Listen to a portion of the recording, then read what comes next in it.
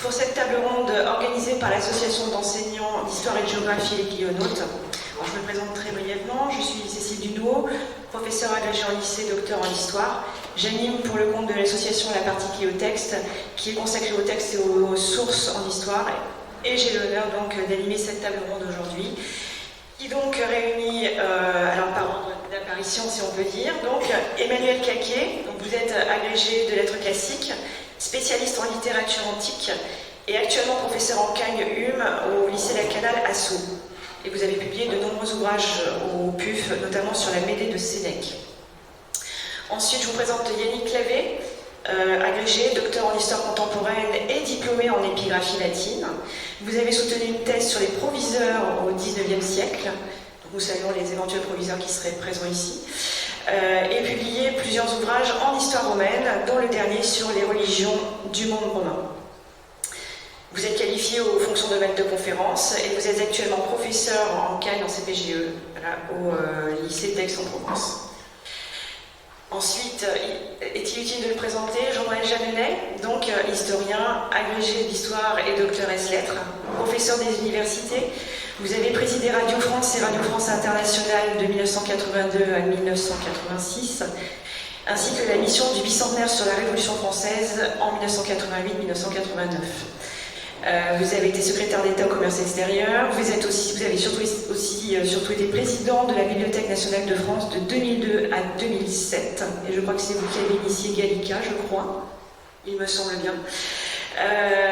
Conseiller de la rédaction de la revue Histoire depuis sa création, vous dirigez et présentez l'émission Concordance des temps, le samedi matin sur France Culture. Et vous êtes aussi et surtout le président du conseil scientifique des rendez-vous de l'histoire de Blois. Et nous vous remercions beaucoup pour ce festival qui nous tient à cœur. En 2016, vous avez publié un ouvrage en lien avec le sujet qui nous occupe aujourd'hui, intitulé « Un attentat, Petit Clamart, 22 août 1962 ». Et enfin, je vous présente Karine Salomé. Vous êtes historienne, chercheuse au Centre d'histoire du XIXe siècle de l'Université Paris 1 Panthéon-Sorbonne, et vous êtes une spécialiste de la violence politique. Et à ce titre, vous êtes l'auteur de 2 ouvrages qui ont trait au sujet. Le premier intitulé L'ouragan homicide, l'attentat politique au XIXe siècle, paru chez Champvallon en 2011. Et un autre intitulé Je prie pour Carnot qui va être assassiné ce soir, juin 1894, un attentat contre la République, publié aux éditions Vendémiaire en 2012. Voilà. Alors, les temps d'incertitude et de crise ont toujours suscité des critiques, dont une des premières cibles a toujours été le pouvoir, et en premier lieu le pouvoir politique. Cette critique pouvant aller jusqu'à la volonté de tuer celui ou celle qui est jugé responsable du chaos présent ou à venir. Cette personne se confond aussi souvent avec celui qui exerce la magistrature suprême. Mort au tyran, tel est le souhait exprimé. Souvent et heureusement d'ailleurs, cette volonté n'aboutit pas. Alors, on pourrait citer par exemple le cas de Louis XIV en 1709. Mais parfois le crime aboutit, et c'est ce que nous allons voir au cours de cette table ronde, avec 3 exemples pris au fil de l'histoire. Nous irons donc de l'Antiquité au XXe siècle. Et donc nous allons débuter, justement en respectant la chronologie qui redevient à la mode. Et nous allons débuter donc avec Emmanuel Caquet et l'assassinat de Jules César lors des fameuses îles de Mars.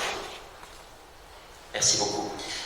César, on le tue, et c'est sans ambiguïté, et en même temps on le perpétue très vite, notamment sous l'Empire à partir d'Octave Auguste, au point d'ailleurs que César devient un titre qu'Auguste choisit pour lui-même, et que progressivement naît même le terme de césarisme. J'aurais comme problématique, et je vais simplement en parler pendant 5 minutes parce que nous allons le faire tous sur un temps restreint, ensuite nous échangerons. La problématique, c'est comment une mort violente, délibérée, a-t-elle pu créer à ce point un mythe? Et je préfère le mot de mythe plutôt que de légende, parce que, bon, je ne veux pas faire mon professeur de latin, mais légende, ça vient de legendus aum, qui est un adjectif verbal d'obligation, donc les choses devant être lues, devant être dites, alors que le mythe, c'est une histoire ouverte qui est susceptible de réinterprétation permanente.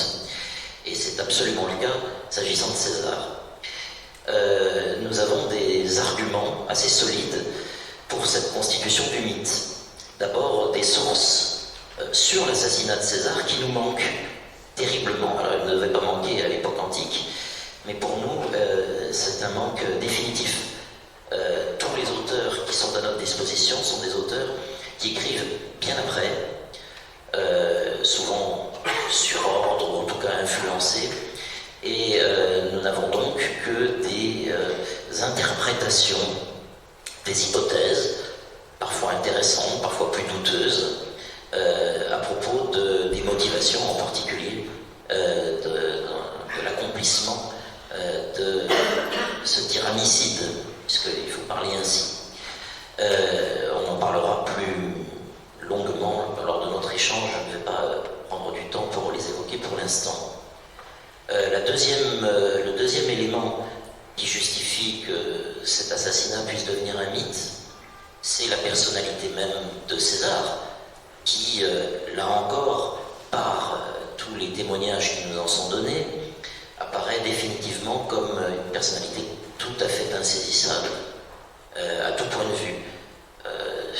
Là, je rappellerai simplement que c'est un patricien qui est un patricien très orgueilleux, mais en même temps, ça a été le chef des populares. Il n'était pas du côté des optimates, mais des populares, c'est-à-dire, pardonnez-moi l'anachronisme, plutôt la gauche à l'époque romaine. Ça a été un impérator, un chef de guerre absolument remarquable, mais qui s'est pourtant laissé assassiner sans grande difficulté avant d'entrer au Sénat. Ça a été un écrivain aussi, un propagandiste, et qui n'a pas pu, je dirais, écrire la fin de l'histoire, évidemment. Il a été honoré à l'extrême, et notamment juste avant son assassinat. On peut dire qu'on lui a à peu près tout décerné de ce qui était possible à Rome. On ne lui a pas décerné ce qui était impossible, c'est-à-dire d'être roi. C'est peut-être ça le problème. Mais en tout cas, il a été véritablement objet de tous les honneurs. Et pourtant, il a été assassiné dans les conditions qu'on sait ou qu'on croit savoir. C'était un despote oriental, certainement, mais il a été, de ce point de vue-là, un personnage extraordinairement complexe. Et il reste pour l'historien comme pour l'amateur de littérature quelqu'un dont on ne fait pas le tour. Troisième hypothèse, enfin troisième élément pour parler de mythe, une interrogation sur la signification profonde de sa mort. Est-ce que c'est la fin ? Est-ce que c'est la fin de César? Ou est-ce que c'est le début de quelque chose? Est-ce que c'est d'ailleurs la fin de la République déjà avec lui et le début de ce qui va s'appeler plus tard l'Empire, le Principat? On n'en finit pas de se poser des questions sur cette signification symbolique de cette mort.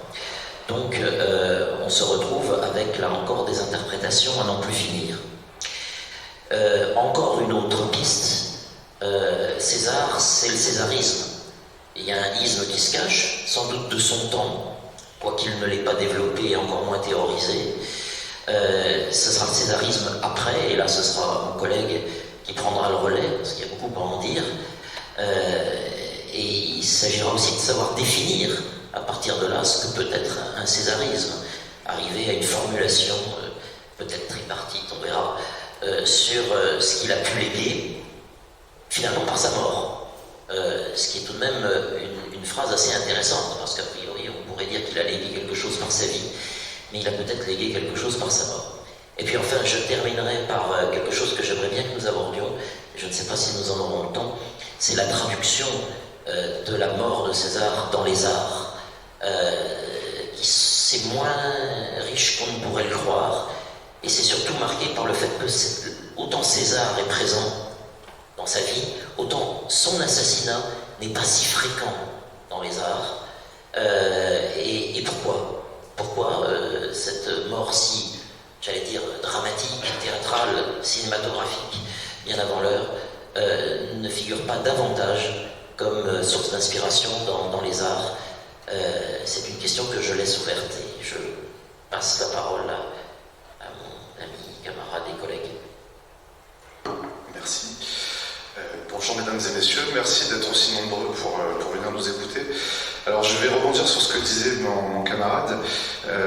Il a évoqué la question des intentions de César, et ça sera le point de départ de mon intervention tout à l'heure et des échanges que nous aurons entre nous. Voulait-il ou pas rétablir la monarchie? C'est un très vieux débat historiographique. Déjà, les sources antiques ne sont pas d'accord là-dessus, donc on en discutera.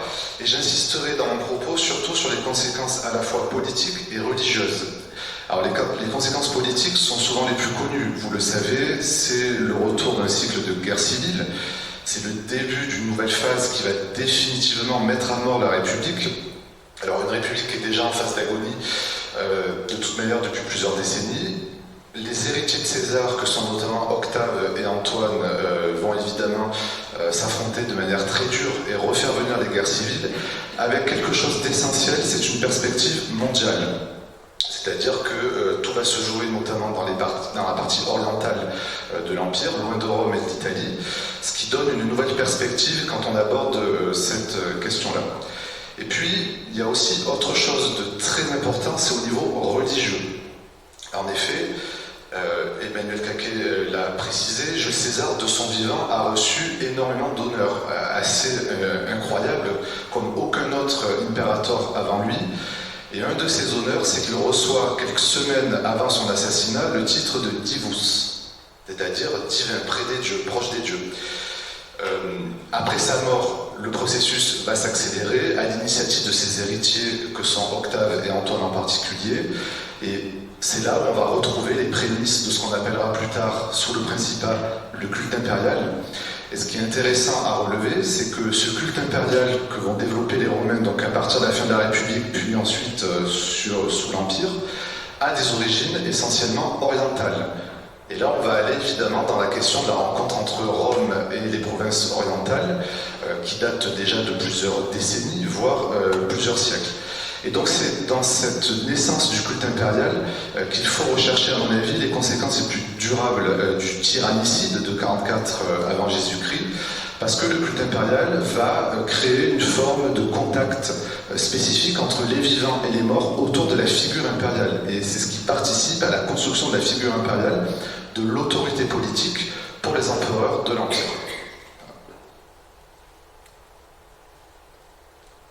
Alors, nous allons faire un bond dans le temps et passer de l'Antiquité au XIXe siècle avec Caroline Salomé.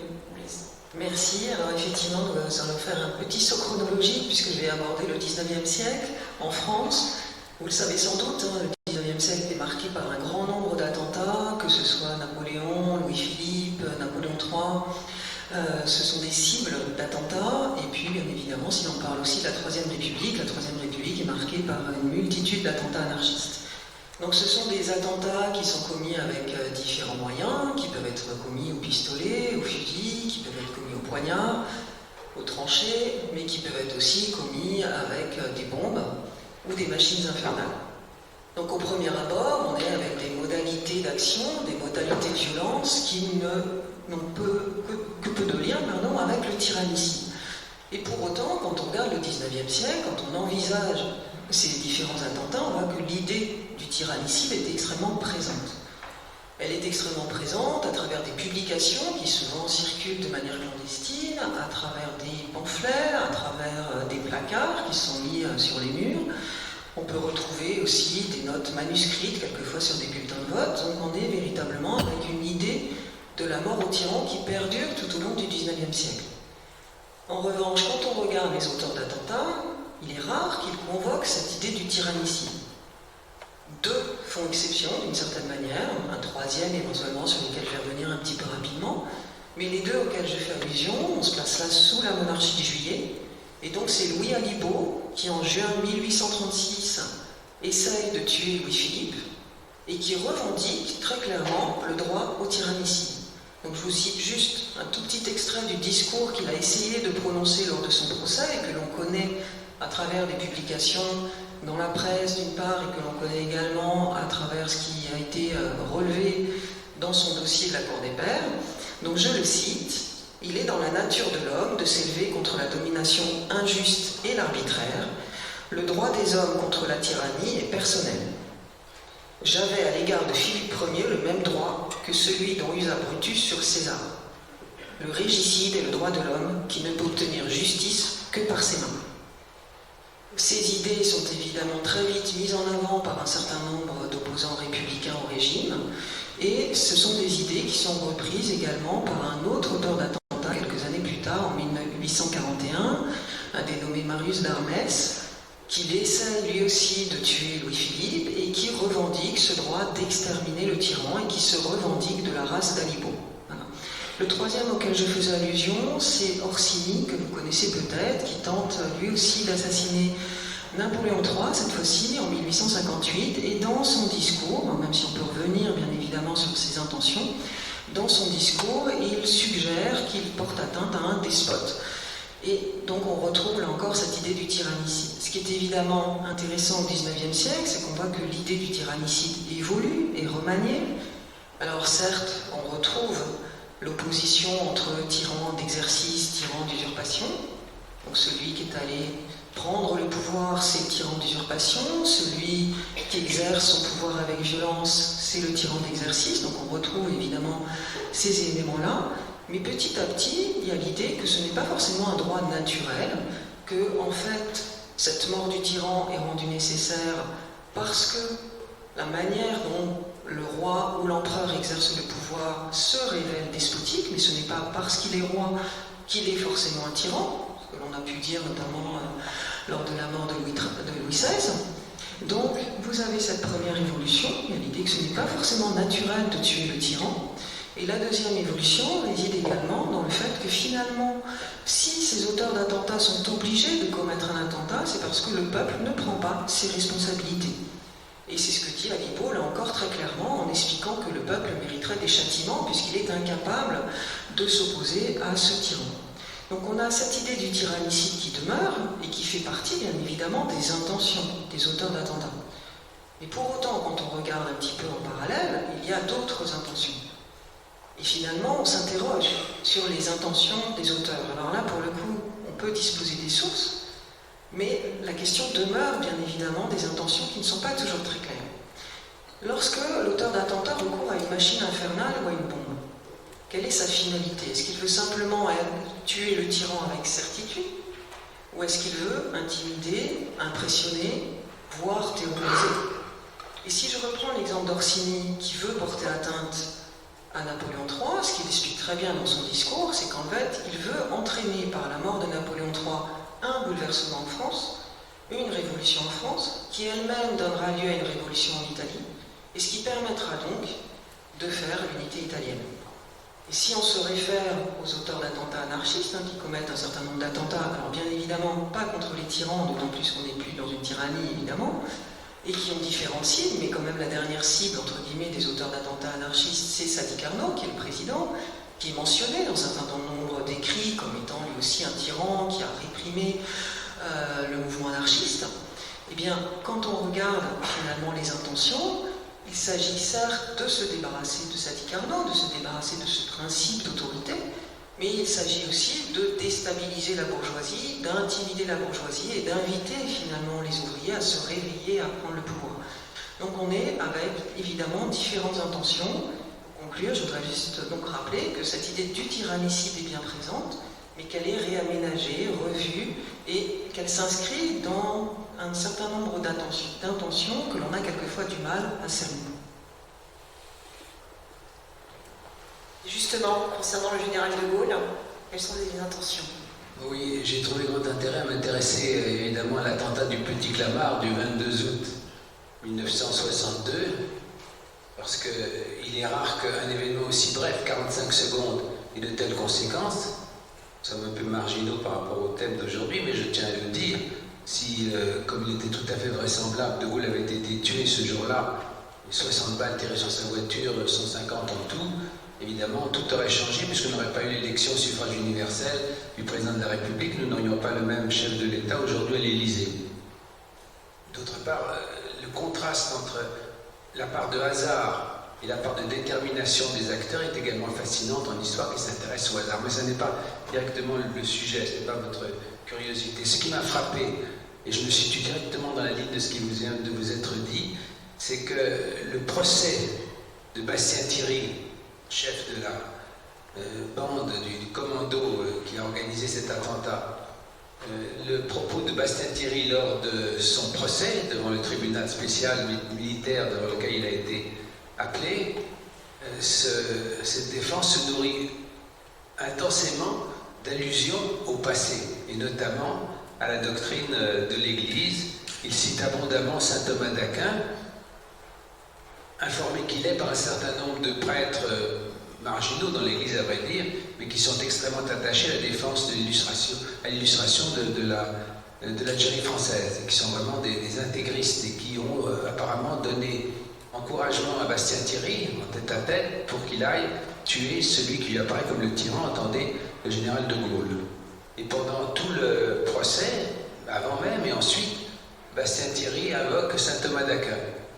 Tout à fait intéressant parce qu'il explique que saint Thomas d'Aquin approuvait le tyrannicide, ce qui engage aussitôt une querelle de théologiens extrêmement riche et extrêmement intense à l'époque. La plupart des spécialistes disant que saint Thomas d'Aquin n'avait pas encouragé le régicide, en considérant au contraire que c'était donné à ceux qui frappaient un pouvoir qui n'aurait dû appartenir qu'à Dieu, ou éventuellement une révolte de l'ensemble de la population qui aurait pu souhaiter se faire fi du pouvoir de celui qui est jugé comme un tyran. Et, en fait, ils avaient trouvé un texte de saint Thomas d'Aquin qui citait lui-même Cicéron. Cicéron avait dit, semble-t-il, qu'il était légitime de tuer éventuellement, vous devez connaître ce texte, et ce n'était pas un texte que saint Thomas d'Aquin, au XIIIe siècle, avait pris comme étant sa propre conviction. D'où des débats considérables. Il était rare que dans un prétoire, voilà un magnifique où nous sommes aujourd'hui, on parle autant de saint Thomas d'Aquin. François Mauriac, par exemple, était intervenu dans le débat en disant qu'il était faux que saint Thomas d'Aquin ait pu à aucun moment dire que le tyrannicide était légitime. Il disait, en citant Pascal, l'homicide est le seul crime qui détruit tout ensemble l'État, l'Église, la nature et la piété. Les débats ont continué ensuite et les prévenus de ce procès ont commencé, mais ils n'ont pas poussé entièrement leur démonstration. Ils auraient pu le faire, je pense, si leurs avocats avaient été mieux informés et avaient assisté à ce débat. Il aurait pu développer le fait que tout au long du XVIe siècle en particulier, une quantité de controverses sont surgies sur la question de la légitimité du tyrannicide, avec ce qu'on peut appeler des fatwas catholiques contre, par exemple, Guillaume d'Orange ou la reine Élisabeth, contre argent comptant. Il était à ce moment-là, je pourrais revenir plus en détail tout à l'heure, développé par une bonne partie des églises, au cœur des guerres de religion, l'idée que le tyrannicide était légitime, ce qui évidemment pouvait appuyer la démonstration des assassins du Petit Clamart du 22 août 62. Devant des juges qui n'ont pas été, soit qu'ils manquassent de formation théologique, soit qu'ils fussent insensibles à ces allusions politiques, soit qu'ils aient lu François Mauriac et d'autres, n'ont pas été convaincus par cela. On peut peut-être développer tout à l'heure, mais je voudrais dire que ce qui est fascinant, entre autres, dans cette question des attentats, vous venez de le démontrer, mes chers collègues, c'est qu'on est toujours obligé de faire une profondeur de champ, puisque par rebond rétrospectif, allusion est toujours faite par ceux qui ont prétendu se saisir du glaive pour tuer un tyran au nom de la collectivité. Allusion est toujours faite aux penseurs, à tous ceux, aux philosophes antérieurs qui peuvent, si on découpe leur œuvre, donner le sentiment qu'on les a approuvés, chose en général fort discutable. Bastien Thierry pensait que De Gaulle était pire que Hitler, et que donc il était normal, dans la suite de Stauffenberg qui avait voulu tuer Hitler, il était tout à fait normal qu'on voulait tuer De Gaulle. D'ailleurs, Bastien Thierry disait, il est pire parce qu'au moins Hitler, lui, respectait l'armée. Je voudrais rebondir sur tout ce qui a été dit, et j'ai entendu cet appel à la justification et à la légitimité du tyrannicide. Et dans le cas de Jules César, le problème se pose. Tu as rappelé tout à l'heure qu'il y avait un grand débat dans l'histoire sur ce que signifiait effectivement ce projet peut-être royal de la part de César. Il faudrait peut-être bien préciser de quoi il est question. Alors d'abord, une petite chose. César avait réussi, avant son assassinat, à être nommé dictateur à vie. Or, évidemment, la fonction de dictateur était une fonction, comme Cincinnatus l'a très bien montré, qui ne devait pas durer bien longtemps. Donc, dictateur à vie, c'était évidemment tout à fait oxymorique. Il avait revêté une toche pourpre en permanence, il avait sa fameuse couronne de laurier en or de triomphateur perpétuel, si bien croquée par la BD d'Astérix, mais qui évidemment faisait quand même de lui quelqu'un d'un peu étonnant. C'est pour ça qu'il y a beaucoup de gens qui pensent qu'il a été empereur alors qu'il n'a jamais été empereur. Bon, voilà, c'est comme ça. On lui a même accordé le mois de juillet, hein, parce que le mois de juillet c'est le mois de Julius. Bon. On lui a aussi accordé à titre officieux une bigamie officielle, si j'ose dire. Donc, puisqu'il a eu un enfant avec Cléopâtre. Et on lui a accordé une divinisation, ce qui tout de même à l'époque pouvait être vraiment étonnant. Et donc, vous voyez, avec cette énumération, il y aura encore bien d'autres choses. Comment justifier qu'un tout petit nombre de personnes au Sénat puissent dire qu'il fallait l'assassiner après tant d'honneur? Comment le justifier? Et de fait, les hypothèses sont assez nombreuses. Donc, il y a eu, dans les derniers temps, en 1945 en particulier, de la part de César, des comportements qui pouvaient laisser penser au fait qu'il devenait vraiment un despote oriental et qu'il viserait à être roi, qu'il pensait que peut-être c'en était fini de la République.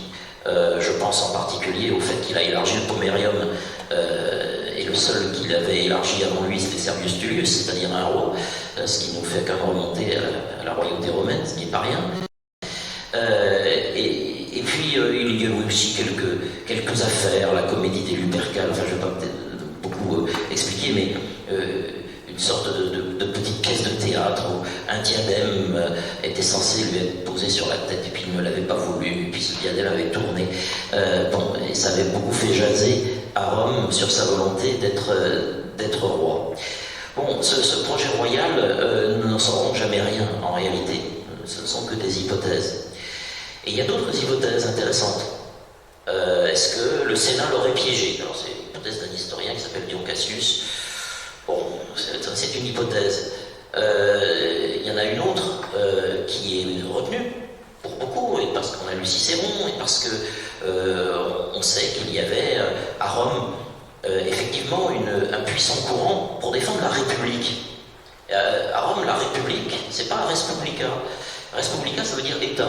Ce que j'enseigne à mes élèves, hein, on ne traduit jamais Res Publica par République, on dit État. Et ce que nous appelons République, ils l'appelaient Libertas. Et donc, évidemment, les comportements de César s'éloignaient de plus en plus d'une Libertas. Mais il s'en éloignait avec largement l'approbation d'abord des sénateurs, et puis aussi quand même l'approbation populaire. Donc, ça laisse évidemment rêveur. Certains historiens insistent sur le fait que peut-être tout simplement ces assassins n'avaient pas d'autre projet mais plutôt avaient du dépit. Peut-être n'était-il plus tout à fait en cours, peut-être regrettait-il d'avoir perdu de l'influence auprès de lui, ce serait une forme de vengeance. En fait, il y a une grande incertitude sur l'idée même qu'il y ait eu un projet, et au moins ce qui est sûr, c'est que s'il y en a eu un, il a totalement échoué. C'est-à-dire qu'après la mort de César, il y a eu une chasse à l'homme, et de fait, s'il y a bien une chose qui a disparu après la mort de César, c'est la liberté.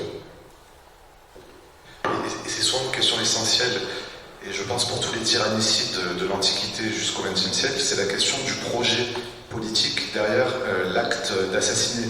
C'est-à-dire qu'est-ce qu'on organise une fois qu'on s'est débarrassé du tyran, du dictateur. Et dans ce cas précis, en effet, il n'y a pas de projet politique. C'est-à-dire que quand les assassins de César ont accompli leur acte, en fait, ils s'aperçoivent que c'est le vide politique. Et la nature ayant horreur du vide, c'est le retour des affrontements politiques entre, d'un côté, ceux qui s'auto-intitulent les tyrannicides, mais que leurs adversaires appellent les césaricides, et les césariens, c'est-à-dire les héritiers de César, Pour faire simple, Antoine, l'héritier politique, et le jeune Octave, le petit jeune de 19 ans qui débarque avec ses gros sabots dans la vie politique et qui réclame non seulement l'héritage politique, mais aussi l'héritage personnel. Il devient quasiment milliardaire en héritant évidemment de toute la fortune de Jules César. Et donc l'assassinat crée ici un vide politique qui va être exploité par les deux parties.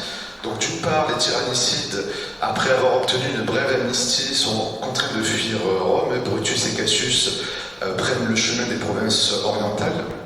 Alors on va être amené à en reparler parce que tout se joue en Orient en fait, finalement, dans cette histoire. Et puis donc Antoine et Octave vont temporairement faire taire leur inimitié, s'allier pour pouvoir évidemment faire la guerre aux assassins de César, venger César. Alors la notion de vengeance aussi est essentielle et on va la retrouver dans d'autres cas de tyrannicide à travers les siècles. Donc ça va se solder 2 ans plus tard, en 42 avant Jésus-Christ, par l'élimination de Brutus et Cassius, qui, comme vous le savez, sont contraints au suicide l'un après l'autre. Mais cela va aussi ouvrir la voie à l'affrontement au sein même des héritiers de César, Antoine et Octave, avec évidemment dans un premier temps, alors on essaie un peu de se retenir, et donc ça va être le fameux second triumvirat. Alors triumvirat parce qu'il y a 3 hommes, alors évidemment Octave et Antoine. Alors il y en a un troisième que l'on oublie souvent parce que son poids politique est proche de 0, il s'appelle Lépide. Alors pour vous donner juste une idée, dans le partage du monde romain que se font les 3 hommes, Antoine reçoit 20 légions, Octave en reçoit 20 aussi, et Lépide en reçoit 3. Donc ce qui vous montre déjà le rapport de force. Alors il sera très vite éliminé sur le plan politique. Et donc ça va être le retour de la guerre civile avec une donnée essentielle, qui est en fait une continuité, c'est le poids géopolitique de l'Orient dans la destinée de Rome à ce moment-là. C'est-à-dire que Antoine va faire le choix de se replier à son tour en Orient quand il sent que les choses sont en train de dégénérer avec Octave. Comme vous le savez, il va aussi rencontrer Cléopâtre, la reine Cléopâtre VII, la dernière héritière du royaume lagide en Égypte, en 41 avant Jésus-Christ. Il va y avoir aussi une relation amoureuse, sans doute sincère, mais qui, au-delà des clichés éculés de toute la littérature, de tous les arts sur la longue durée jusqu'à aujourd'hui, c'est aussi politique. C'est une stratégie politique, et des deux côtés. C'est-à-dire que Cléopâtre VII a besoin de la protection de Rome, et elle a bien compris qu'à ce moment-là, l'homme fort en Orient pour Rome, c'est Antoine. Et Antoine, lui, a besoin de l'Orient parce que Octave est en train de prendre le dessus sur toute la partie occidentale. Rome, l'Italie et les provinces occidentales sont sous sa coupe. Donc c'est ce qui va entraîner une guerre civile d'abord latente, couverte, et puis ensuite véritablement ouverte, quand en 32 avant Jésus-Christ, le Sénat de Rome, sous la pression d'Octave et de ses partisans, déclare la guerre à l'Égypte. Alors c'est très important, il déclare la guerre à l'Égypte et non pas à Antoine, puisque officiellement c'est une guerre étrangère de Rome contre l'Égypte, et Octave ne veut pas apparaître comme celui qui fait revenir le spectre de la guerre civile à Rome et dans le monde romain, et au contraire il veut se présenter comme celui qui essaie de garantir la paix civile, mais il n'a pas le choix de reprendre les armes pour venir à bout d'Antoine et de Cléopâtre. Va nous permettre de revenir au 19e siècle. Oui, alors, toujours ce petit saut chronologique. Par rapport au vide politique que vous évoquiez, dans le cas des attentats au 19e siècle, il n'y en a pas, parce que la plupart des attentats échouent. Le seul qui réussit, finalement, c'est celui qui conduit à la mort de Sadi Carnot, président sous la Troisième République. Or là, il n'y a absolument pas de vide politique, effectivement, c'est la première fois qu'un président de la République est assassiné, mais pour autant, tout est prévu d'une certaine manière. Et la presse, et plus largement les contemporains, s'interrogent déjà sur le sens d'un tel attentat, qui n'en a aucun finalement, puisque très vite une nouvelle élection se met en place, et il n'y a effectivement pas du tout le sentiment d'un vide politique, ni même d'une république qui aurait pu être mise en danger. Et de fait, les questions sur l'utilité des attentats se posent énormément au XIXe siècle. Tout à l'heure, on discutait des intentions. Mais au-delà même des intentions, il y a aussi les interprétations qui sont faites par les contemporains, et de fait, personne ne comprend bien quel est le sens de ces attentats, surtout quand la descendance est assurée, et quand on est dans la Troisième République, quand une élection peut avoir lieu ensuite très rapidement. Et donc très vite, il y a l'idée que ces auteurs d'attentats, de toute façon, n'ont aucun projet politique, et même lorsqu'ils en ont, parce que si on regarde Alibo, il en a un, même si on ne va pas très bien ce qu'il met en place après la mort de Louis-Philippe. Hein. Il voudrait une république. Si on regarde les anarchistes, évidemment, il voudrait une société anarchiste, mais il n'y a pas de plan très précis sur la manière dont doit se passer l'après-attentat. Et donc, très vite, il y a l'idée qu'on n'est absolument pas avec un acte politique. Et il y a toute une constante tout au long du XIXe siècle, que l'on retrouve d'ailleurs de nos jours, encore, avec l'idée que ce sont des gens qui sont de toute façon des fanatiques, dénués de toute conviction politique, des criminels. Et c'est évidemment particulièrement vrai, si je repense à l'attentat de Sadi Carnot, hein, on est avec l'idée que les anarchistes, et notamment Caserio qui a assassiné Sadi Carnot, est simplement un criminel dénué de toute intention politique. Cette question du projet des régicides et des assassins est en effet très, très importante. Qu'est-ce qu'ils ont voulu, qu'est-ce qu'ils ont rêvé au cas où leur crime prospérerait, au cas où ils réussiraient dans leur entreprise. Dans le cas du Petit Clamart, on a beaucoup d'informations sur ce que pensait de cela Bastien Thierry et aussi son adjoint, qui était plus sommaire, plus fruste en vérité, mais par là souvent plus intéressant, qui s'appelait Bougrenet de la Tocnay. Son fils a failli être élu récemment maire de Cavaillon, mais ça n'a pas de rapport avec mon sujet. La chose importante, c'est qu'ils se disaient, s'interrogeaient entre eux pour savoir ce qui se passerait après. Ils n'avaient pas vraiment lu Jules César de Shakespeare et Brutus, etc. Ils pensaient que le peuple français était tellement opprimé par la folle dictateur qui était De Gaulle qu'à peine celui-ci disparut, il vivait dans une sorte d'illusion, une illusion nourrie par une certaine culture théologique. À peine De Gaulle disparu, le peuple tout entier, plein de reconnaissance pour les assassins, se soulèverait contre le régime gaulliste ou gaullien et installerait enfin un système fondé sur la volonté du peuple. Il y avait là évidemment beaucoup de rancune quant à la fin de la guerre d'Algérie. On est en août 62 et c'est quelques mois plus tôt qu'il y a eu les accords d'Évian et la séparation définitive, ce qui fait d'ailleurs que le crime, l'attentat, n'a pas comme finalité de vouloir revenir sur ce qui a été décidé en Algérie. Ça, c'est important. C'est l'idée que le peuple va se soulever, admiratif des assassins, et changer toutes les choses. Je parlais d'Hitler, et la référence est fréquente à Stauffenberg, dont vous savez que le 20 juillet 1944, il avait essayé, fruit d'un complot d'un certain nombre de généraux effrayés par les conséquences de la guerre à l'est de Hitler, il avait essayé de tuer Hitler, et puis comment une série de hasards. Le hasard, j'y reviens toujours, est tellement important dans tous ces moments-là. On le voit bien avec vos attentats. Le hasard avait fait que, vous le savez, Stauffenberg avait apporté un cartable, une serviette avec un explosif que quelqu'un avait déplacé en le mettant derrière un pilier de la table qui a protégé Hitler, qui n'était à peine blessé. Tout aurait changé, mais ce n'est pas mon sujet. Quand on aime l'Uchronie, évidemment, Dönitz, qui aurait succédé, aurait forcément fait accord avec les Alliés. Les Soviétiques ne seraient pas avancés tellement vers l'Ouest, etc., etc. C'est vrai aussi, encore une fois, je disais pour De Gaulle, mais ce n'est pas mon sujet, ce n'est pas notre sujet, c'est le fait qu'il se réfère à l'idée que le peuple opprimé, tout à coup, aura les yeux décilés par le fait de la chute du dictateur, et que du même coup, il pourra organiser un pouvoir qui sera de liberté. D'ailleurs, c'est très flou, mais enfin, on rêve que tout à coup, comme si on s'est sauté une bouchon de champagne, De Gaulle disparu, la France retrouverait à la fois la liberté et Dieu, puisqu'il s'agissait de faire aussi un régime qui serait plus conforme dans l'idée de ces fanatiques à ce qu'ils pensaient devoir être une société où la tradition catholique aurait vraiment eu son influence. Alors, ce qui est intéressant, c'est qu'on parle beaucoup du projet des assassins, mais s'agissant de la littérature historique, antique, concernant Jules César, je vais essayer de réduire beaucoup ces sources. Ce que l'on étudie beaucoup, c'est Suétone, par exemple. Pour ce qui est de la vie des 12 Césars, il commence, c'est intéressant d'ailleurs, par César. Non. Alors que César, je le répète, n'était pas princeps senatus. Il était non pas empereur au sens où nous l'entendons aujourd'hui, mais il fait partie des 12 Césars, parce qu'il est le premier, il s'appelle César. Bien. Suétone écrit en latin, bien sûr. Et puis on a Plutarque qui nous parle de cet assassinat, mais lui, il écrit en grec. Et puis après, on a Appien et on a Dion Cassius qui écrivent aussi des choses là-dessus. Des choses tout à fait différentes. Ce qui est intéressant, c'est quand on lit Suétone et Plutarque, on découvre quelque chose qui a été repris dans le film Cléopâtre.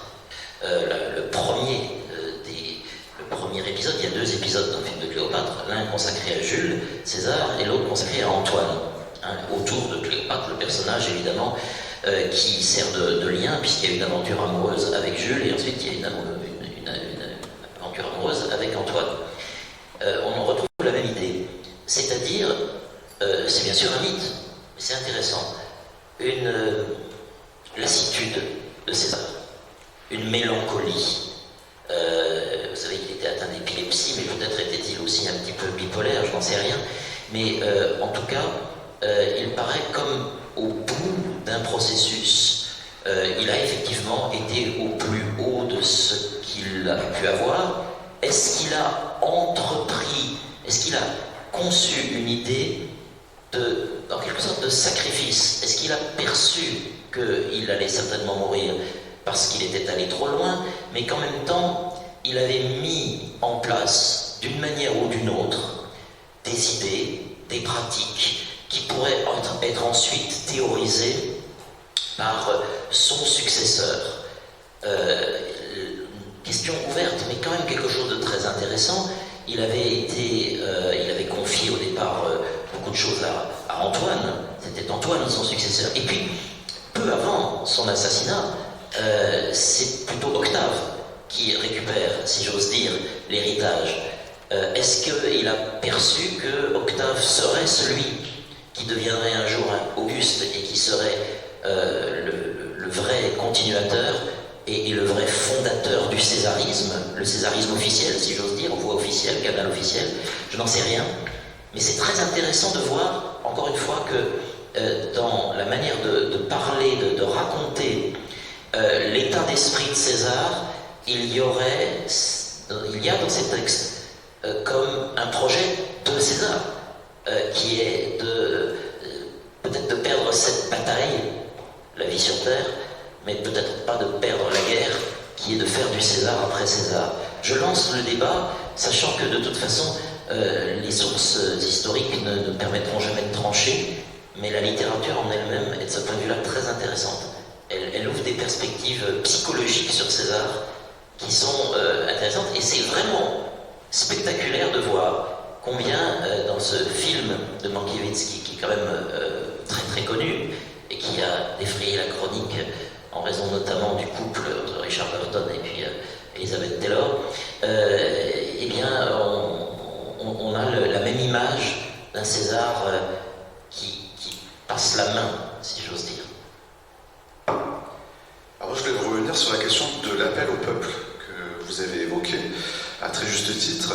Les tyrannicides ou les césaricides, dans leur projet, étaient persuadés que le peuple allait spontanément se soulever après l'assassinat contre l'affreux tyran César, et c'est l'inverse qui va se produire, puisque le jour des funérailles officielles de Jules César, organisées par Antoine, donc son héritier politique, ou s'auto-intitule lui-même héritier politique, donc 5 jours après, le 20 mars 44 avant Jésus-Christ, les rues de Rome sont mortes de monde, et le peuple se place immédiatement du côté des héritiers de César. Ils vont même pourchasser les partisans des assassins, les contraindre à la fuite. Et donc cet appel au peuple qu'ils espéraient n'a pas lieu, et le jour de ces funérailles, spontanément, vous le savez peut-être, c'est le peuple qui va allumer le fameux bûcher qui va brûler le corps de César, qui va marquer en quelque sorte les origines, en tout cas une des origines essentielles du futur culte impérial. Les soldats en désespoir de cause mettent leurs armes dans le feu, les matrones mettent leurs habits, les habits de leurs enfants, etc. Et c'est ce qui crée ce qu'on appellera plus tard la consécration, la consécration qui sera validée un peu plus tard par le Sénat. Et le jour même de ces funérailles, c'est Antoine qui fait un discours très offensif, qui lui fait appel au peuple, et qui va ranger le peuple de son côté. Et puis, Antoine et Octave vont vraiment exploiter à partir de ce moment-là la mémoire de César et contribuer à la construction d'une figure charismatique au croisement entre les vivants et les morts. Et c'est ça aussi le culte impérial. Il y a une anecdote que vous connaissez peut-être, au mois de juillet, la légende rapporte qu'une comète aurait brillé pendant 7 jours dans le ciel et évidemment elle va s'appeler la comète de César.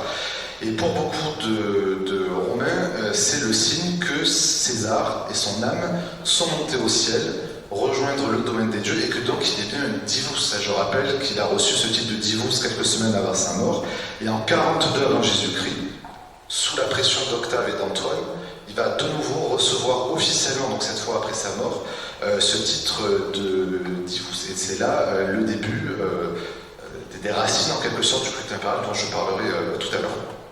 Une toute petite précision à propos de cette histoire de culte, parce que évidemment il faudrait revenir sur le lien entre les grandes familles et puis une origine prétendument divine. Évidemment Vénus, s'agissant de César, mais ce n'est pas César, c'est la gens Iulia, c'est toute la famille. Bon, c'était une pratique à Rome. On avait le mythe, déjà le mythe de la fondation de Rome, hein, qui est déjà tout à fait intéressant, mais cette espèce d'origine divine, on pouvait la proclamer assez facilement. Donc l'idée de ce lien avec le divus chez César peut quand même trouver sa source aussi, à mon sens, dans la famille. Alors tout à fait, d'autant que tous les impératores, et bien avant César, Pompée, Crassus, etc., même si là se revendiquent aussi d'une origine divine. Alors bien sûr, tout ceci est fictif, mais ça rentre dans leur stratégie politique de conquête du pouvoir. Cette question, effectivement, de savoir ce qui se passera après, me paraît essentiel. Ce que vous évoquez, c'est effectivement le thème général de Shakespeare dans Jules César. Brutus est un homme honorable, mais, et Antoine, donc il a l'illusion d'eux, c'est illustré magnifiquement par cela. Et dans le cas de Mon Petit Clamart, si je puis dire, on retrouve lors du procès des éléments assez semblables, puisque certains qui, au contraire, s'en prennent à Saint-Thierry, évoquent également Thomas d'Aquin pour une autre anecdote, où Thomas d'Aquin parle d'une vieille dame que l'on avait chargée, parce qu'on défie moins des vieilles dames, de tuer Denis de Syracuse, qui était un tyran, et qui le refusait. On dit « Pourquoi vous le détestez ?» Je le déteste, certes, mais il est le 3e tyran, et chaque fois qu'il y a eu un nouveau tyran, il était pire que les précédents. Et donc si je le tuais, on aurait sûrement pire. Et je dirais que l'histoire récente, avec la chute d'un certain nombre de dictateurs, vous voyez la Tunisie ou ailleurs, ne dément pas absolument l'idée de la vieille dame de Syracuse. Et par conséquent, c'est un argument également qui va contre les régicides, qui n'est plus un argument moral ou un argument civique, mais un argument d'opportunité politique. Il paraît une constante des cas que nous sommes en train d'évoquer. Effectivement, si on fait le lien avec le 19e siècle, quand on regarde notamment les milieux d'opposants politiques aux différents régimes, il y a la crainte que l'attentat entraîne une répression. Alors, non pas un tyran qui sera encore plus tyrannique, mais l'idée que la répression va s'abattre, et de fait c'est souvent ce qui se passe. Et effectivement, il y a l'idée que l'attentat a été complètement vain parce qu'il entraîne emprisonnement, déportation, selon les cas.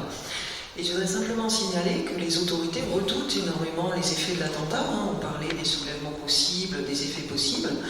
Mais au XIXe siècle, les autorités craignent énormément les conséquences possibles des attentats et par conséquent s'attachent à scruter les moindres signes de réaction qui pourraient signifier qu'il y a approbation de l'attentat. Donc il y a de grandes enquêtes qui sont menées pour recueillir les cris séditieux, pour voir quels sont les placards qui sont sur les murs. Dans le même esprit, il y a l'idée aussi que l'émotion, ou les émotions, doivent être dignes. Et donc dès qu'il y a un peu trop d'effervescence, au contraire de l'indifférence, il y a un risque de sédition. Donc tout cela est enregistré, consigné, notamment sous la monarchie de Juillet. Et évidemment, quelquefois, les autorités se trompent, et je pense notamment à la suite d'un des attentats sous la monarchie de Juillet, la police voit qu'un drapeau rouge a été mis à une fenêtre, et donc tout de suite, il y a la crainte qu'une révolution éventuellement s'engage. Bon, dans les faits, c'était juste une nappe qui avait été accrochée par 2 femmes par le plus grand des hasards. Dans cette même ligne, un sujet intéressant est la manière dont certains acteurs prennent avantage de l'attentat, soit qu'ils soient les victimes potentielles, soit d'autres, pour en tirer des profits qui sont absolument contradictoires à l'espérance des assassins. C'est vrai, on l'évoquait à propos de Shakespeare, mais ça peut être vrai aussi à propos des attentats contre Napoléon, Louis Saint-Nicaise, etc., qui en profitent pour s'en prendre à la fois aux royalistes et aux jacobins. Louis-Philippe en tire aussi profit pour renforcer son pouvoir et resserrer son autorité sur le monde des caricaturistes, la presse, etc., etc.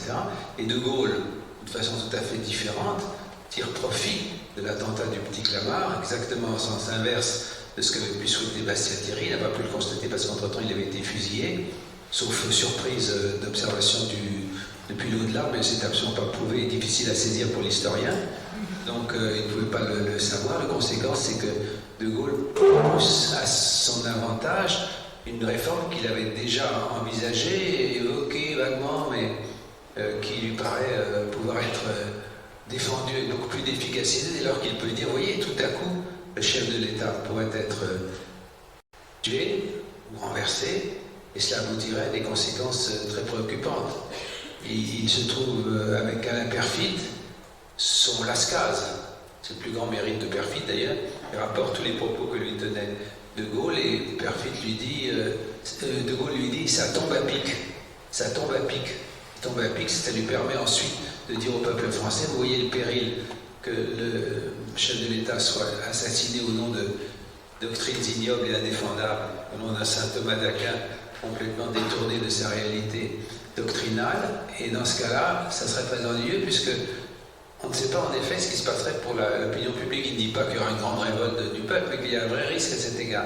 Donc je vous propose d'élire le président de la République au suffrage universel, d'où Pompidou, Giscard, Mitterrand, Chirac, et Hollande et Emmanuel Macron. Alors, il y a une petite différence entre ce qui s'est passé au XIXe siècle et au XXe avec De Gaulle, s'agissant de la mort de César, qui est un élément, je crois, tout à fait singulier. C'est le caractère éminemment spectaculaire, et je dirais volontairement spectaculaire, sans doute. Quand je dis volontairement, c'est aussi bien peut-être du point de vue des assassins que de l'assassiné de cette mort. C'est une scène de théâtre bien avant Shakespeare, mais qui a été écrite, si j'ose dire, par les acteurs eux-mêmes. C'est une tragédie jouée, mais en même temps une tragédie réelle et non fictive. S'agissant de César, c'est tout à fait singulier.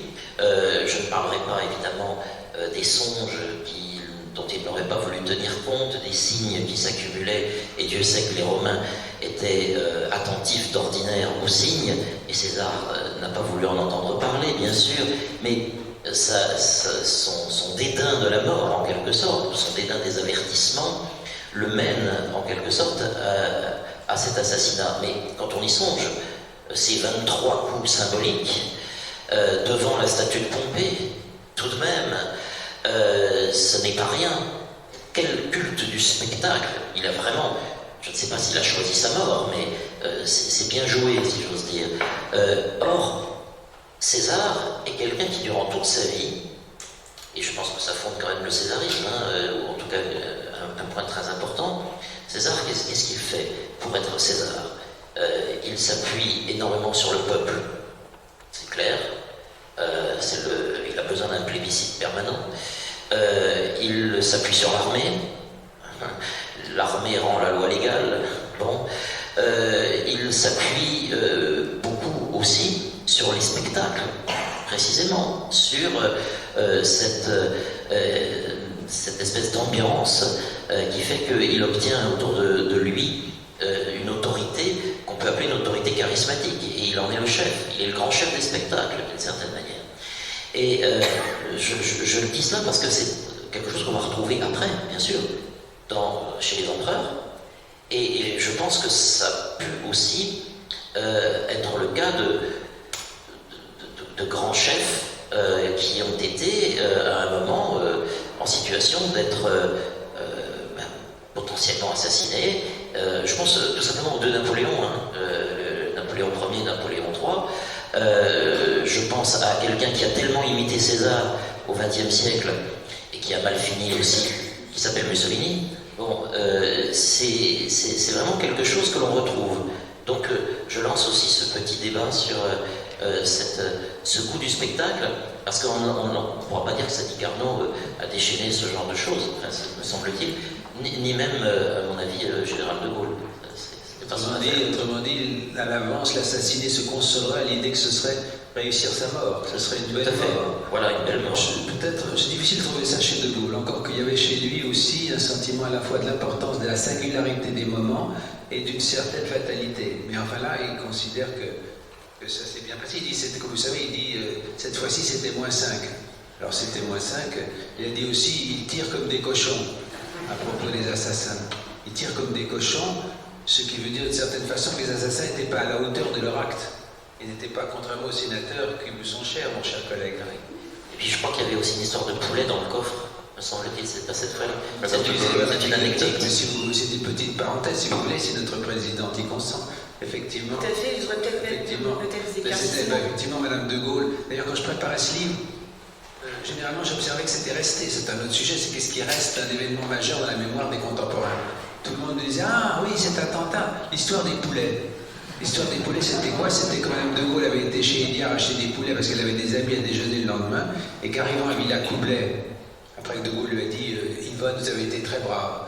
Elle a dit, mais j'espère que les poulets n'ont rien. Et évidemment, la plupart des agents de police et des flics qui étaient autour se sont engorgés en disant, Madame de Gaulle veut bien se prêter attention à notre destin spécifique. Et si je puis rajouter une question, on a aussi souvent évoqué le rôle du chauffeur du général de Gaulle, le rôle du chauffeur du général de Gaulle. Si vous voulez que je développe, c'est un peu marginal là aussi, la part de hasard. Je suis absolument toujours passionné en histoire, comme beaucoup d'entre vous, mais vous me donnez 2 minutes pour en parler.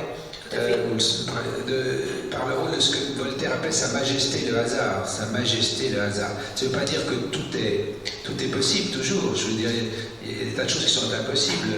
Le romancier Gore Vidal disait à propos de l'assassinat de Kennedy, si Oswald avait assassiné Khrouchtchev, il y a une chose certaine, je l'ai évoqué peut-être déjà l'autre jour, une chose certaine, c'est que Onassis n'aurait pas épousé Madame Khrouchtchev.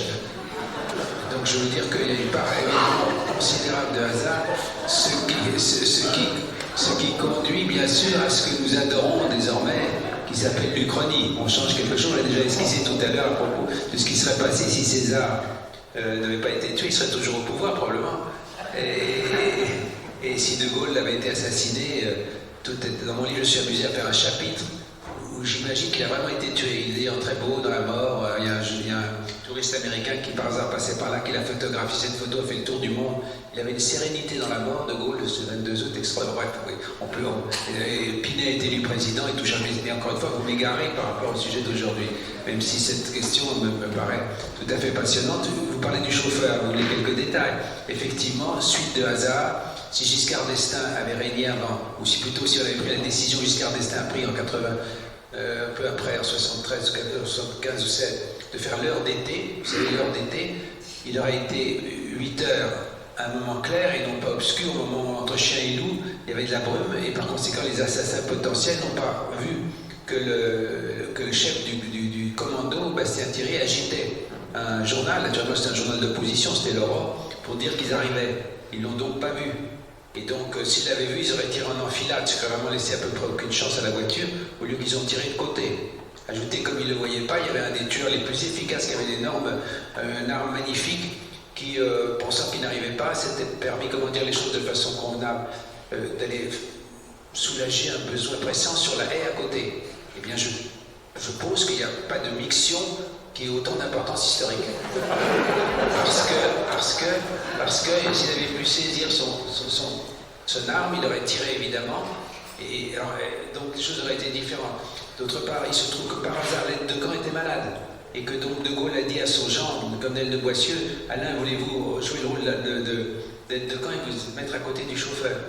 Et quand Boissieu, le colonel de Boissieu a vu qu'on tirait, il a pu dire tout de suite, père, baissez-vous, à son beau-père, père, baissez-vous. Vous imaginez un un normal aide de camp qui aurait dit, en général, sans vouloir référer sur votre volonté, est-ce que éventuellement vous pourriez accepter que je vous suggérasse de baisser légèrement la tête? Entre-temps, évidemment, il aurait été. De même que Boissieu avait choisi un itinéraire qui n'était pas l'itinéraire habituel, qui supposait une espèce d'arrivée à l'angle droit qui aurait fait qu'il serait arrivé beaucoup plus lentement à l'endroit des coups de feu. Il est arrivé d'ailleurs, il a pu aller beaucoup plus vite, et le chauffeur, ma chère amie, effectivement, joue un rôle important. C'est un type qui s'appelle Chéreau, adorons-le, et qui a appuyé sur le champignon et a foncé en avant. Or, c'était une déesse en voiture qui était invitée depuis très peu de temps, inventée depuis très peu de temps, et qui permettait de rouler sur les jantes en montant comme ça, alors que ce n'était pas le cas des voitures antérieures, etc., etc. Je m'en tiens là, mais une multitude de petits événements ont été de grande importance. Et je crois que si nous traitons effectivement les attentats, ce n'est pas le fond de notre réflexion, évidemment, vous l'avez bien senti tout à l'heure, je me perds dans l'anecdotique, mais vous m'y avez invité. C'est aussi l'occasion de réfléchir à ce que des événements aussi brefs peuvent avoir comme conséquence aussi durable, aussi profonde, aussi importante, avec la part de... Si César avait cru les dieux qui lui disaient de faire attention, De Gaulle refusait absolument d'être protégé. Il était suivi juste par 2 motocyclettes et une voiture accompagnée. Alors qu'aujourd'hui, vous voyez comment les choses... Le ministre de l'Intérieur, Roger Fraisse, se rongeait les sangs parce qu'il ne savait pas comment pouvoir défendre le général de Gaulle. Il voulait mettre des policiers derrière chaque arme, mais de Gaulle ne voulait pas voir de policiers. Alors donc c'était très difficile. Il avait failli être tué déjà précédemment à Pont-sur-Seine. Mais je serais intarissable et je m'en voudrais de priver de parole les agréables et les honorables préopinants, comme on disait au XIXe siècle. C'est votre XIXe siècle, cher ami. Alors, pour revenir simplement à la mort de Sadi Carnot, désolé, après toutes ces anecdotes, il y a quand même une certaine dignité dans la mort de Sadi Carnot, et avec une agonie très digne, avec ensuite tout un cortège qui l'amène au Panthéon, et les contemporains trouvent justement qu'il trouve enfin une certaine dignité, d'une certaine manière, dans la mort, puisqu'il n'en avait pas, en quelque sorte, en tant que président. Et c'est la grande question, en fait, qui anime tout le 19e siècle. Ce sont des morts brutales, si on parle, en tout cas, de ces attentats qui sont commis avec des machines infernales ou des grenades, ou même si je parle des auteurs d'attentats anarchistes. Donc ce sont des morts brutales, qui sont des morts sans dignité, en fait. Et effectivement, vous mentionnez Fieschi, lors de l'attentat qu'il commet avec sa machine infernale, qui est un assemblage de plusieurs canons. Les contemporains signalent qu'on se retrouve avec notamment des maréchaux qui meurent misérablement, avec un entremêlement des hommes, des animaux, sans respect de la hiérarchie sociale. Et ce sont ensuite les cérémonies, et notamment la cérémonie qui est faite en hommage aux victimes de l'attentat de Fieschi, qui visent à restaurer cette hiérarchie sociale avec, évidemment, les tombes, l'ordre dans la procession, etc.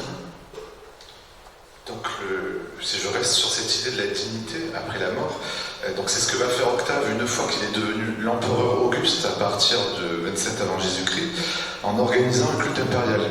Alors c'est un processus qui va se faire sur la durée de son règne, donc sur plusieurs décennies, qui va être à la fois religieux et politique. Donc il va d'abord capitaliser sur la mémoire de Jules César, il va avoir l'habileté de se faire appeler le Divi Filius, le fils du divin, donc sous-entendu fils d'un homme supérieur à tous les autres, qui a rejoint le domaine des divinités, sans être pour autant lui-même bien sûr une divinité, donc sorte d'intermédiaire entre les vivants et les morts. Et durant tout le règne d'Auguste, on va célébrer très officiellement ce qu'on appelle son genius, son humaine, c'est-à-dire une espèce d'autorité charismatique un peu exceptionnelle qui le place au-dessus de tous les autres mortels. Et puis bien sûr, tout va changer à la mort de l'empereur Auguste, donc en 14 après Jésus-Christ, qui sont en quelque sorte les premières funérailles officielles de l'empereur, alors qui sont organisées selon le même modèle que celle de Jules César en 44 avant Jésus-Christ, mais là cette fois de manière très officielle, et c'est lors de ces funérailles que les Romains inventent très officiellement ce qu'on appelle l'apothéose, c'est-à-dire l'idée que pendant la crémation du corps, un aigle emmènerait l'âme de l'empereur au ciel, vers le domaine des divinités. Alors très prosaïquement, c'est la veuve d'Auguste, Livie, sa deuxième épouse, qui va payer un notable à peu près 1 million de sesterces, qui représente une fortune pour l'époque, pour venir le faire témoigner devant le Sénat et de dire oui, j'ai bien vu l'âme d'Auguste partir au ciel avec un aigle. Et le Sénat, évidemment, va acquiescer et va voter ce qu'on appelle la consécration. La consécration, c'est-à-dire qu'il va officiellement inscrire Auguste au rang des dirus. Bon. Et ça va donner lieu à la naissance d'un culte officiel avec des temples à Rome, en Italie, à travers l'Empire, avec des prêtres aussi spécialisés. Et donc désormais, l'empereur Auguste a rejoint le monde des morts, mais des morts évidemment aux côtés des dieux. Et donc même dans la mort, il continue à être au-dessus des autres hommes et des autres citoyens. Ce qui est frappant pour les spécialistes de l'Antiquité, c'est que les crimes contre les empereurs vont se multiplier. Ensuite, c'est souvent des complots de soldats. Donc un grand nombre disons qu'ils finissent rarement dans leur lit. Il y a toujours une sorte un peu comme l'assassin de Madame Gandhi. Enfin, il y a beaucoup. C'est des gens qui sont tout près de la cible possible et qui, par conséquent, sont à même de réussir leur coup. Oui, c'est la guerre prétorienne en fait, la question. Mais cela dit, ils ont peut-être prêté un peu le flanc à la critique, si j'ose dire. Je veux dire que Caligula ou Néron, bon, peut-être. Vous savez que Suétone a dit à propos de César qu'il était, c'est un jeu de mots, Caesar iure caesus. César mort à bon droit. Alors, je pense que à bon droit, oui, c'est ce que dit Suétone. On pourrait le dire davantage, je pense encore, des autres. Je rebondis sur une petite remarque à propos du culte impérial, parce que ça, évidemment, ça a continué, ce catastérisme, c'est-à-dire cette transformation en astre. C'est très joli. Alors, désolé d'être délibérément dans l'anecdote, mais après tout, il faut un peu rire. Il ne faut pas croire que les Romains n'avaient pas une large prise de distance à l'égard de tout cela. Vous connaissez tous l'empereur Claude, qui lui était un pacifique, il était un gentil, lui. Bon, il était donc Divus aussi, puisque tout le monde finissait Divus, et un auteur bien connu, qui en voulait beaucoup à Claude, a décidé de faire une parodie concernant l'apothéose, c'est bien sûr Sénèque, et Sénèque a fait un discours d'apothéose qui s'appelle l'apocoloquintose du divin Claude. Et évidemment, l'apocoloquintose, vous avez compris, c'est la transformation de Claude en courge. Et évidemment, ce qui est absolument formidable, c'est qu'on a le texte. Il est tout à fait lisible et publié, et ça nous permet de voir ce qui paraît un petit peu bizarre, cette apothéose. C'est pour nous vraiment très loin de nos propres pensées. Ça permet de le voir un peu sur le mode des chansonniers, si j'ose dire. C'est assez agréable. Voilà, je le sais tout. Je ferme ma parenthèse. Ça vaut Louis-Philippe en poire. On pourrait développer la végétation des Daumiers potentiels. Yannick, a quelque chose à rajouter sur... Oui, sur les... Alors c'est vrai, quand on prend des empereurs comme Caligula ou Néron, là, le tyrannicide peut paraître justifié aux yeux notamment du Sénat. C'est-à-dire que là, on est dans le domaine du politique, en tout cas à cheval entre le religieux et le politique, parce que à la mort de chaque empereur, le Sénat va se réunir et décider si l'empereur mérite de devenir divus ou pas. Et au fil des décennies, cela va devenir une arme politique. Alors, dans le meilleur des cas, bien sûr que l'empereur va être divinisé quand le Sénat estime qu'il a été correct avec lui, que les relations étaient apaisées, toujours au nom de la res publica, parce que Auguste a quand même eu cette immense habileté politique de faire croire qu'il avait restauré la République. Mais enfin bon, là c'est un autre sujet, on pourrait en parler pendant des heures. Ensuite, il y a l'autre solution qui est de ne rien décider, une sorte de silence poli, mais qui revient à dire dans l'empereur, on veut un peu l'oublier. Et puis il y a l'artillerie lourde, si j'ose dire, c'est la damnation mémoriée, c'est-à-dire on va décider de carrément tout faire pour faire oublier l'empereur, le raser un peu de la surface de la terre et de la mémoire des hommes. Et donc on va décider d'aller effacer son nom sur les pièces de monnaie, sur tous les bâtiments officiels, etc. Et c'est jugé justifié, aux yeux du Sénat en tout cas, quand l'empereur s'est comporté de manière tyrannique. Et on revient toujours à cette idée du tyran qui remonte évidemment à la Grèce antique et qui va très durablement imprégner toute la culture occidentale, qui vient bien sûr de la pensée grecque et romaine. On va le retrouver au Moyen-Âge, on en a parlé un petit peu tout à l'heure, on va le retrouver au XVIe siècle, une sorte de résurgence, aussi bien chez les protestants que chez les catholiques, vous le savez, durant les guerres de religion. Je rappelle qu'il y a quand même 2 rois qui ont été assassinés. Alors on dit souvent que ce sont les protestants qui ont beaucoup théorisé l'idée de la légitimation de l'assassinat politique d'un roi tyran, la fameuse pensée monarchomaque, mais c'est paradoxal en quelque sorte, ce sont des catholiques extrémistes qui ont assassiné et Henri III et puis bien sûr Henri IV. Bon, c'est encore autre chose, mais moi j'aime bien faire comme ça des parallèles sur la longue durée, c'est essentiel en histoire. On peut peut-être observer que Mme Panot, qui est une députée contemporaine, a comparé le président de la République actuelle à Caligula. Je ne sais pas comment il faut interpréter. Je ne sais pas si elle connaissait la fin de Caligula. Oui, mais peut-être qu'il faudrait conseiller à Mme Panot de lire une biographie de Caligula. Eh bien, je suis sûr que ce message sera transmis. Dites que sûrement il y a quelqu'un qui vous évoquez les catholiques qui auraient été, ou les protestants qui auraient été plus adeptes de ces fatwas. On a beaucoup d'exemples contraires. C'est pas parce que j'ai beaucoup d'ancêtres pasteurs que je défends les protestants. J'ai beaucoup de distance, mais enfin, c'est quand même le cardinal Granvelle, originaire de Franche-Comté, principal ministre de Philippe II d'Espagne, qui avait appelé à tuer Guillaume d'Orange, le taciturne, et qui l'avait d'ailleurs obtenu. Et c'est eux aussi qui avaient, même quand on avait décidé appelé à l'assassinat d'Élisabeth Ier, qui a échappé d'ailleurs à l'assassinat, et qu'on a d'ailleurs appelé aussi à l'assassinat de Cromwell, mais qui, comme dit, finalement a échappé à l'assassinat, et chaque fois avec une grosse somme d'argent. Une grosse somme d'argent, ce qui n'était pas absolument le cas apparemment pour vos sénateurs. Ce n'était pas directement l'intérêt financier ou vulgaire qui les avait animés. De la même façon, on a proposé beaucoup d'argent et ça a été un peu suffisant puisque Cromwell est mort d'un grain de sable dans son urètre, comme vous savez, comme Pascal n'a pas manqué de nous le dire. Alors, il nous reste encore quelques instants avant de passer aux questions du public. Alors, peut-être Karine, quelque chose à rajouter sur... Non. Alors, donc, nous allons pouvoir passer aux questions du public. Un micro va circuler pour ceux qui souhaiteraient.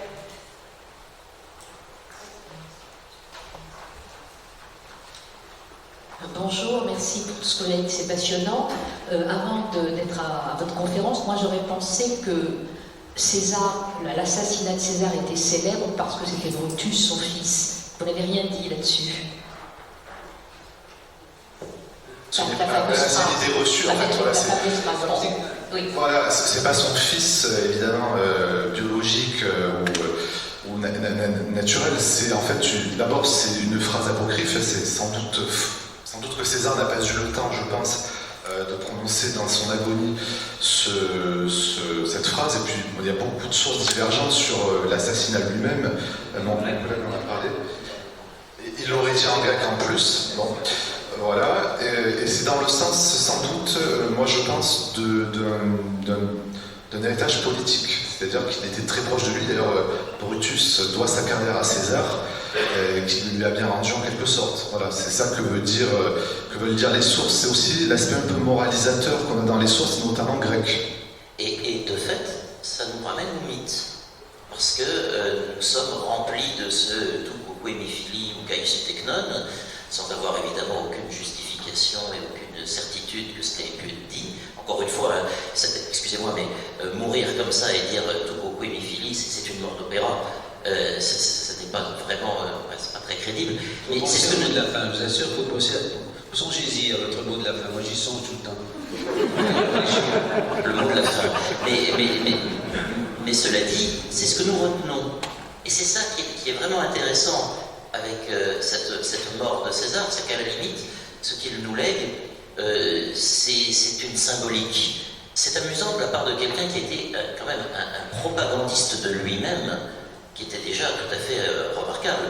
Quand on lit ce qu'il a fait, sa relation de la guerre des Gaules et de la guerre civile, et particulièrement de la guerre civile, quel habile propagandiste. On finirait presque par le croire parfois, tellement il est habile. Donc ça tombe bien, parce que ça rejoint ce que je disais au tout départ. Nous sommes face à une sorte d'image, alors pas d'image pieuse, hein, bien sûr, mais quelque chose qui frappe les esprits. Et alors à la limite, peu importe que ce soit vrai ou pas vrai, ça nourrit nos imaginaires. Voilà. Mais effectivement, c'est ce qu'on attend au départ, oui. aussi. Vous l'avez bien expliqué au tout début, c'est que on se rappelle très bien de cette mort de César, et moi, pour moi, c'était parce que Brutus l'avait tué, et je ne savais pas tout ce que vous venez d'expliquer. Merci. Une autre question? Oui, au premier rang. Au premier rang, je crois.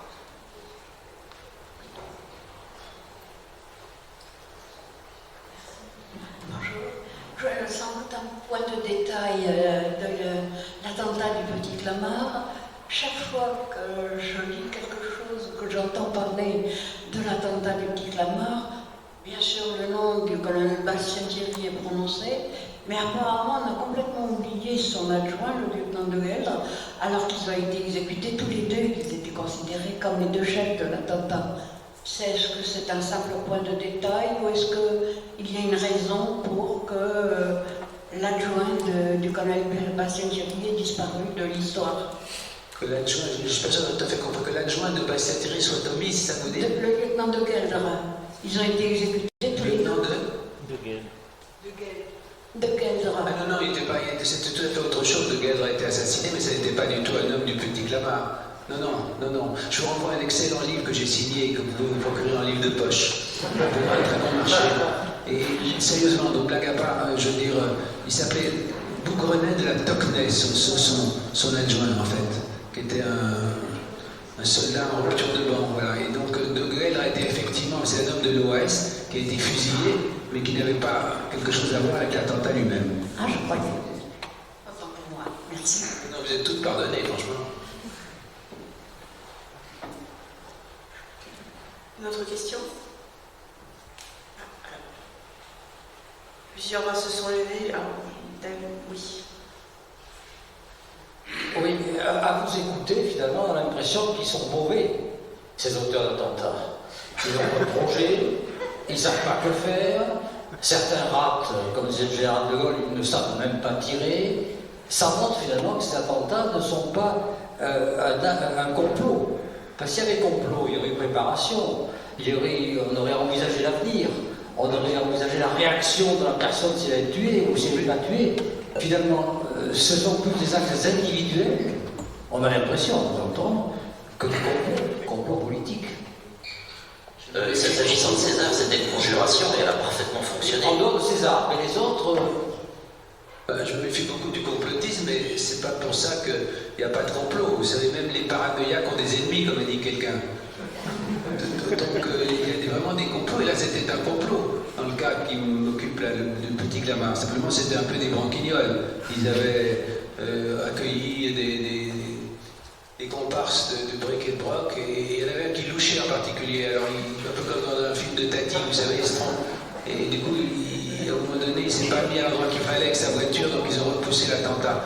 Mais enfin, il n'empêche que c'est pas à cause de ce caractère-là. Il n'était pas exercé non plus en forêt pour tirer, etc. Il ne connaissait pas bien le système. Mais néanmoins, ils étaient quand même extrêmement dangereux, et la part de hasard a joué de façon essentielle. Et encore une fois, si j'ai bien lu l'histoire romaine, que je viens de réviser magnifiquement depuis un instant, je crois que César est mort.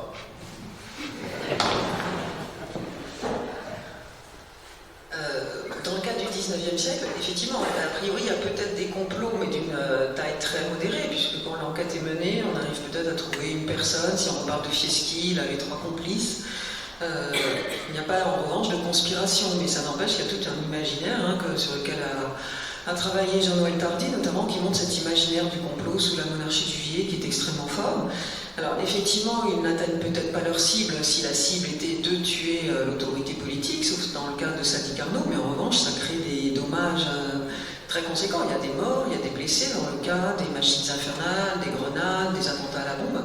Mais effectivement, il y a la part de hasard qui fait que, dans le cas de Napoléon, il passe quelques secondes avant. Dans le cas de Louis-Philippe, la machine n'avait pas été suffisamment réglée parce que la répétition de la veille n'avait pas pu avoir lieu. Donc à quelques mètres près, et même lui, il y a une balle visiblement qui lui passe très proche. Il y a un doute, est-ce qu'il a une trace sur la joue ou pas.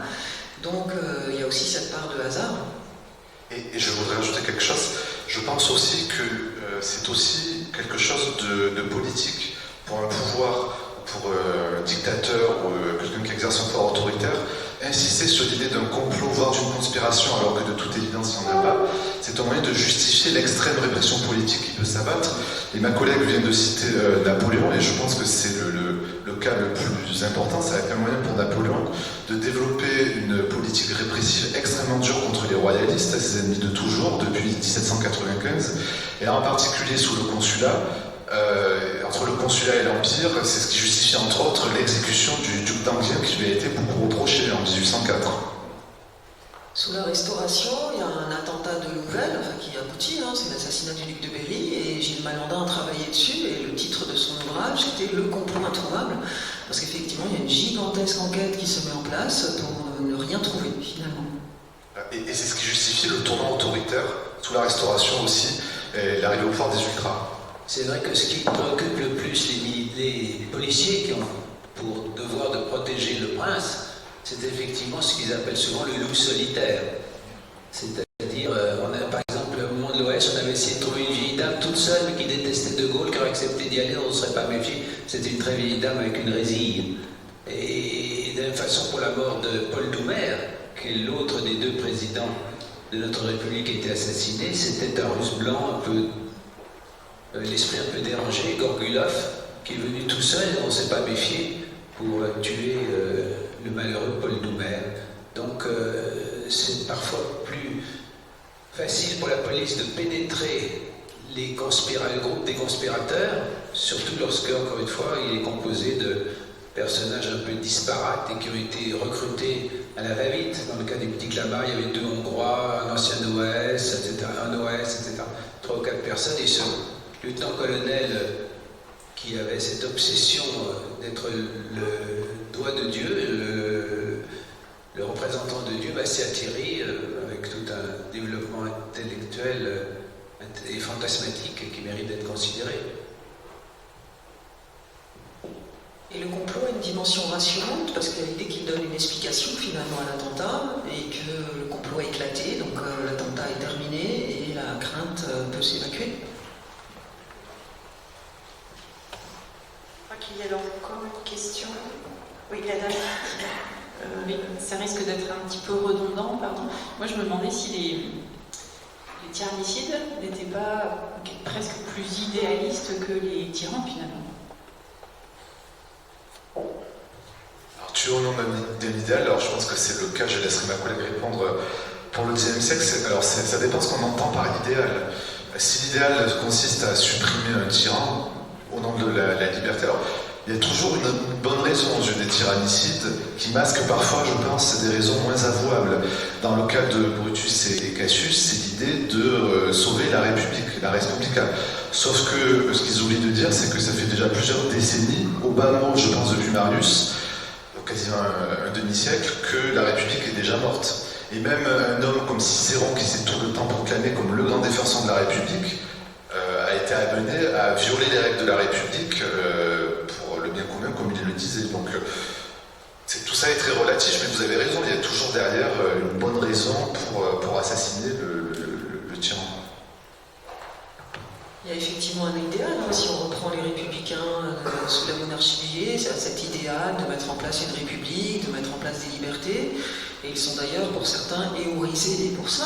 Quand on regarde Alibo, ça devient un héros, avec des textes en son hommage. Je pense notamment à une femme qui s'appelle Laure Rouvel, qui quelques années après est impliquée dans un complot pour assassinat de Louis-Philippe, et qui rend hommage à Louis Alibo, qui va réussir à tremper son mouchoir dans le sang de 2 complices de Fieschi en 1835. Et puis si on regarde les anarchistes, Ravachol fait aussi l'objet d'un culte, donc on est avec les gens qui sont admirés aussi pour leurs idéaux. À rebours, je reste sur la monarchie de juillet, il y a le cas de 2 auteurs d'attentats qui n'ont aucun idéal politique visiblement. Il y en a un qui veut tuer Louis-Philippe parce que sa pension a été versée en retard, et l'autre qui voudrait se suicider parce qu'il a fait faillite, mais qui ne le souhaite pas, donc il préfère commettre un attentat et il espère la peine de mort. La Cour des pairs, évidemment, s'interroge sur l'opportunité de juger ces 2 auteurs d'attentats par une telle instance dont ils ne sont pas dignes visiblement.